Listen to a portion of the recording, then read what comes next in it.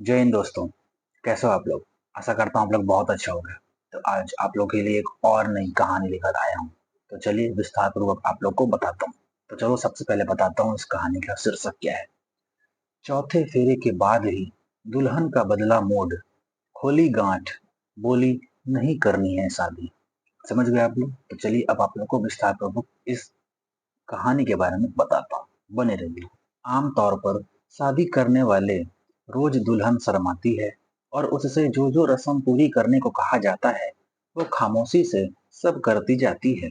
लेकिन कानपुर में एक बारात में दुल्हन ने जो किया तो पूरा कानपुर चौंक कर खड़ा हो गया। असल में कानपुर में एक शादी में बाराती उस वक्त बुरी तरह हैरान रह गए जब दुल्हन ने चौथा फेरा लेने के बाद ही शादी से इनकार कर दिया। और उसके बाद दुल्हन ने जो अपना रौद्र रूप दिखाया तो फिर वहां किसी की हिम्मत भी नहीं पड़ी कि दुल्हन से बहस कर सकें। दुल्हन ने बाकायदा मंडप पर चुनरी की गांठ खोली और पैर पटकती हुई वहां से सीधे अपने कमरे में चली गई। दुल्हन की इस हरकत के बाद पूरे मोहल्ले में इसकी बात और हर किसी की जुबान पर दुल्हन का जिक्र था। दिन भर पंचायत चली मगर दुल्हन शादी को तैयार ही नहीं हुई।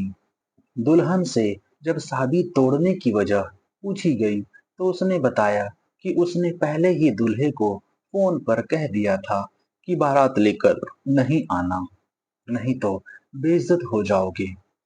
लेकिन ये लोग नहीं माने।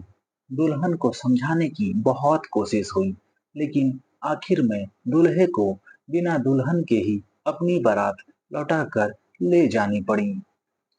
चौबेपुर थाना क्षेत्र स्थित एक गांव निवासी किसान की बेटी की शादी कानपुर देहात के रोरा में तय हुई थी। शादी से पहले गोद भराई, परीक्षा और तिलक की रस्में अदा की जा चुकी थी। मंगलवार को बैंड बाजे के साथ बारात पहुंची। लड़की पक्ष के लोगों ने बारातियों का स्वागत किया। इसके बाद द्वाराचार और जयमाल की रस्में भी हो गईं। कानपुर में बाराती उस समय हैरान रह गए जब दुल्हन ने चौथा फेरा लेने से इनकार कर दिया। दुल्हन का उग्र रूप देखकर दुल्हा समेत सभी रिश्तेदार हैरान रह गए। दुल्हन 7 फेरों की गांठ खोलकर बोली शादी नहीं करनी है। इसके बाद अपने कमरे में चली गई। पूरे दिन पंचायत चलती रही लेकिन दुल्हन शादी के लिए तैयार नहीं हुई। दुल्हन का कहना है कि मैंने पहले फोन पर कहा था कि बारात लेकर नहीं आना। दोनों पक्षों में समझौते के बाद बारात बिना दुल्हन के ही लौट गई। सुबह के समय पंडित जी अग्नि के सामने दूल्हा दुल्हन के 7 फेरों की रस्म पूरी करवा रहे थे। दुल्हन ने 3 फेरे तो ले लिए मगर चौथा फेरा लेने से मना कर दिया। रिश्तेदारों के बीच दुल्हन ने शादी करने से ही मना कर दिया और चुनरी की गांठ को खोलकर सीधे अपने कमरे में चली गई। घर वालों ने जब शादी नहीं करने की वजह पूछी तो उसने साफ कह दिया कि मुझे यह शादी नहीं करनी है। घर वाले और रिश्तेदार दुल्हन को समझाने की कोशिश में जुट गए मगर दुल्हन टस से मस नहीं हुई, अपने फैसले पर टिकी रही।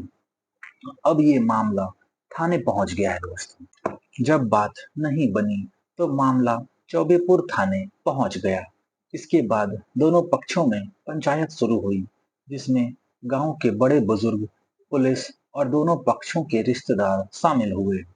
दुल्हन ने भरे समाज में कह दिया कि मैंने पहले ही दूल्हे से फोन करके बारात नहीं लाने के लिए कहा था। इसके बाद दोनों पक्षों के बीच एक दूसरे को दिए गए गिफ्ट और नकदी की वापस करने पर सहमति बन गई। अब दोनों पक्षों के बीच लिखित समझौता हो गया। इसके बाद बारात बिना दुल्हन के ही लौट गई।